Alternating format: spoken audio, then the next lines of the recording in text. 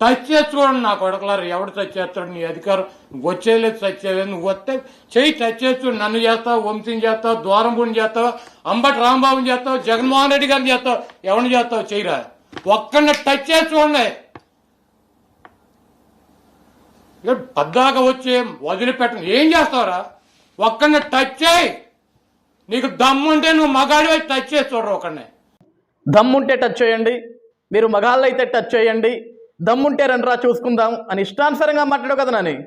పిచ్చి కుక్కలాగా మొరిగావు, పిచ్చి కుక్కలాగా అరిసావు. అధికారం ఉందని అధికార బలుపుతోటి, అధికార మదంతో నోటికి ఎంత వస్తే అంత మాట్లాడావు. దిగజారుడు మాటలు మాట్లాడావు.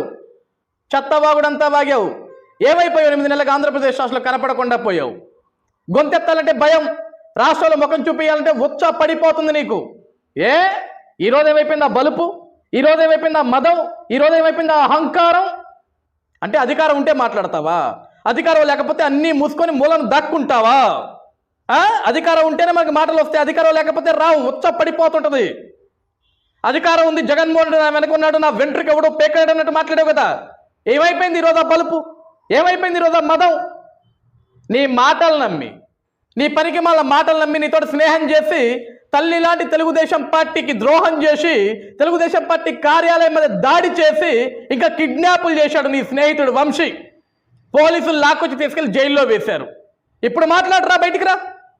ఇప్పుడు మాట్లాడు. మీకు దమ్ముందా? టచ్ చేయండి. నన్ను టచ్ చేస్తారో, వంశీని టచ్ చేస్తారో, వాణ్ణి టచ్ చేస్తారో, వీని టచ్ చేస్తారని విర్రవీగావు కదా. పిచ్చి కుక్క మాదిరి మొరిగావు కదా, అరిసావు కదా. రా ఇప్పుడు రా. వంశీని అరెస్ట్ చేశారు, మాట్లాడు. కిడ్నాప్ కేసులో వంశీని అరెస్ట్ చేసి లోపలేశారు, రా మాట్లాడు. నీకు దమ్ముంటే రా, బయటికి రా. 2019 నుంచి 2024 వరకు నువ్వు ఏ వాడుక భాష అయితే మాట్లాడావో, ఏ పీకుడు భాష అయితే మాట్లాడావో, ఏ ఇష్టానుసరమైన భాష మాట్లాడావో, నీకు దమ్ముంటే, నువ్వు మగాడివైతే, నీలో ఉంది మగతనమే అయితే దా ఇప్పుడు వచ్చి మాట్లాడేదే భాష. విర్రవీగు, పిచ్చుకుక్కలాగా మరుగు చూద్దాం. సిగ్గులేనోడని సిగ్గులేనోడా.